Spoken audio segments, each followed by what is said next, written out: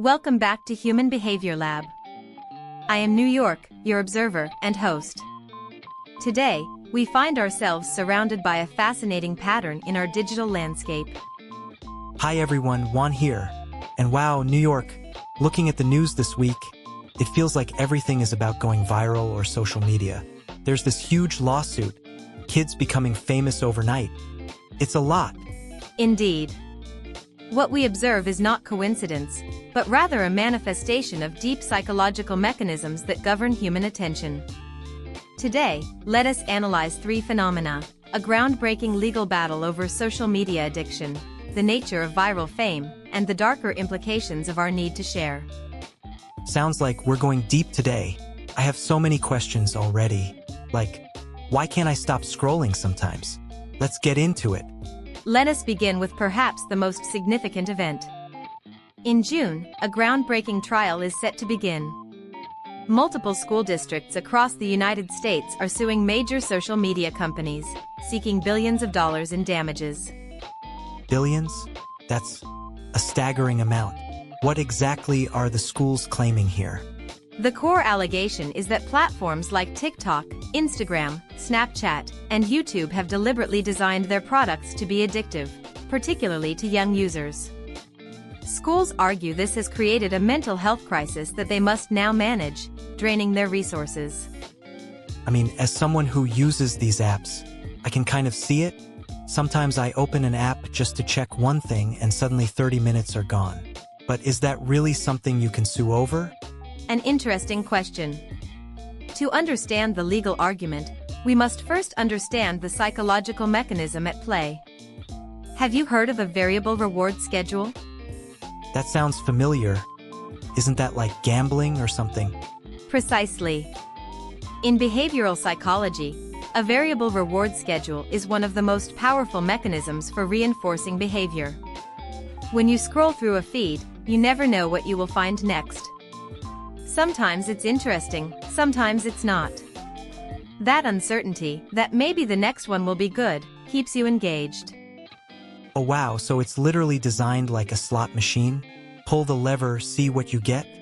The parallel is quite accurate. Social media platforms employ what we call dopamine loops.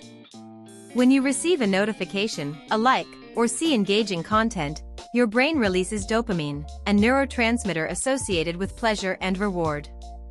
This creates a feedback loop. You feel good, you want more, you return to the behavior. So when I can't put my phone down at night, that's not just me being weak-willed? It is important not to frame this as a personal failing. These platforms employ teams of engineers and psychologists whose explicit goal is to maximize time on platform. The average teenager now spends over 4 hours per day on social media. The architecture of these applications is designed to capture and hold attention. For hours a day? That's like a part-time job. But what does this have to do with schools suing? The schools present a structural argument. They observe that student mental health has declined, attention spans have shortened, and behavioral issues have increased. They argue that social media companies have externalized the costs of their profit model onto public institutions. Schools must now provide counseling, manage distractions, and address cyberbullying. So the schools are saying, you created this problem, you pay for it? That makes a lot of sense actually. But is it legally strong? That is what the trial will determine. The outcome could reshape how social media companies operate.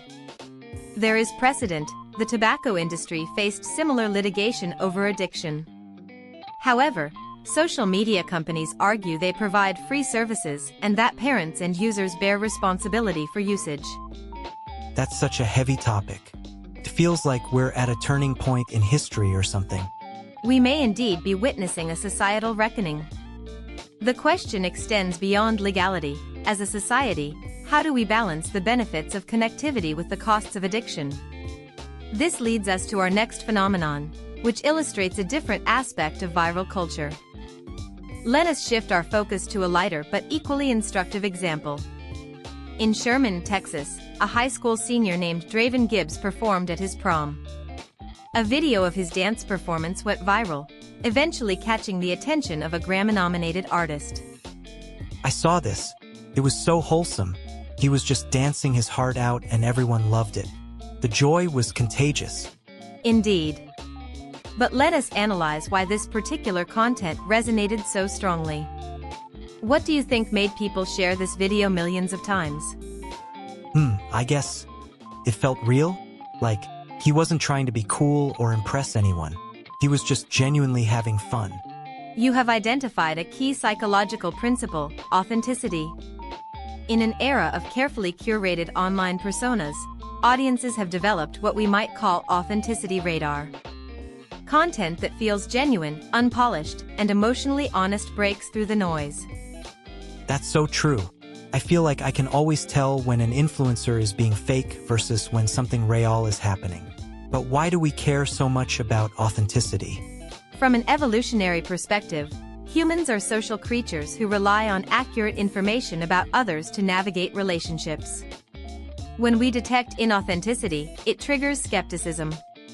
When we witness genuine emotion, it activates our mirror neurons, allowing us to share in that emotional experience. Mirror neurons? What are those? Mirror neurons are brain cells that activate both when we perform an action and when we observe someone else performing the same action. They are the neurological basis for empathy.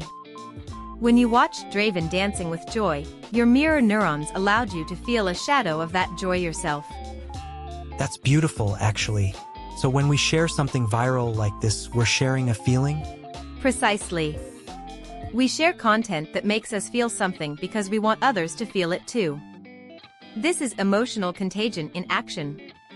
However, there is a more complex layer to consider. Why did this particular video go viral while countless others do not? That's the million-dollar question, right? What makes something blow up? While algorithms play a role, certain human factors consistently predict virality: unexpectedness, emotional intensity, and shareability. Draven's performance was unexpected, it generated strong positive emotions, and it was easy to share and discuss. The Grammy nominee's attention further amplified this through what we call social proof. Social proof? Is that like when something is popular so more people want to see it? Exactly. Social proof is a psychological phenomenon where people assume the actions of others reflect correct behavior. When a Grammy nominee acknowledges something, it signals quality and relevance, prompting more people to pay attention. So viral fame is this mix of being authentic and catching the right wave at the right time. An accurate synthesis. However, this brings us to a more concerning aspect of viral culture. Not everything that goes viral is positive, and the pursuit of viral attention can lead to dangerous consequences. Let us now examine a troubling pattern. Recently, a viral hack involving stovetops has sparked serious fire safety concerns. People were sharing a supposed trick that, in reality, creates significant fire hazards. Wait, people are sharing dangerous things? Why would anyone do that? The psychology here reveals much about human behavior. Content creators face what economists call an attention economy.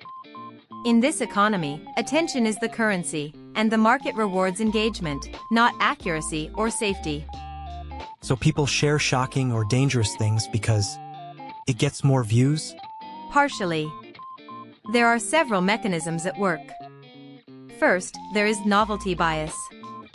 Humans are wired to pay attention to new and unusual information. A clever hack promises insider knowledge, making us feel smart for knowing it. I get that. I always feel clever when I learn a shortcut for something. Second, there is the illusory truth effect. When we see information repeated across multiple sources, we tend to believe it is true, regardless of its actual accuracy. A dangerous hack shared by dozens of accounts gains credibility through repetition. That's honestly scary. So we believe things just because we see them a lot? Correct. Third, consider the influencer incentive structure. A social media influencer recently walked to Logan Airport and documented the journey for views. Why? Because content that generates discussion, even negative discussion, performs well in algorithms. So even if people are criticizing them in the comments, the algorithm sees engagement. and pushes it further? Precisely. This creates a perverse incentive where any attention is good attention. The metric of success is visibility, not value. We also observe this in how news outlets report on gas prices jumping dramatically. How does that fit in? That's just news, right? Consider how such stories spread. A 33-cent jump in one day is presented as shocking, prompting shares and discussions. The emotional response, whether frustration or anxiety, drives engagement. This is not to say the news is unimportant, but rather that the presentation is optimized for emotional activation. So everything online is kind of engineered to make us react? Much of it, yes. This brings us to a crucial observation about the modern information environment. We are surrounded by systems designed to capture our attention, activate our emotions, and encourage sharing, often without regard for truth or consequence. Let us synthesize our observations today. We examined a lawsuit alleging that social media platforms exploit our neurological reward systems. We saw how authentic human moments can break through algorithmic noise. And we explored how the pursuit of viral attention can lead to the spread of harmful content. It feels like we're all caught in this giant experiment. The platforms, the creators, and us regular people just trying to navigate it all. An apt metaphor. The difference is that experiments require informed consent and ethical oversight. Many users are unaware of the psychological mechanisms being deployed upon them. So what can we do? Is there any hope? Awareness is the first step. Understanding that our attention is valuable, that our emotional responses are being targeted, allows us to make more conscious choices. We can ask ourselves, am I engaging with this content because it serves me, or because it has been designed to capture me? That's actually really helpful. Like, I can pause and think about why I'm scrolling or sharing something. Additionally, we can seek out and support content that provides genuine value, authentic connection, and accurate information. The algorithms learn from our behavior. When we engage thoughtfully, we shape what the platforms show us and others. So we have more power than we think, huh? That's actually kind of empowering. Indeed. The structures we have discussed are powerful, but they are not unchangeable. They respond to human behavior, and human behavior can be conscious and intentional. Thank you for observing with us today in the Human Behavior Lab. Thanks for having me, New York. This was eye-opening. Until next time, everyone. If you found value in this analysis, please subscribe and share with those who might benefit. We do not chase virality here, we chase understanding. Until our next observation, farewell.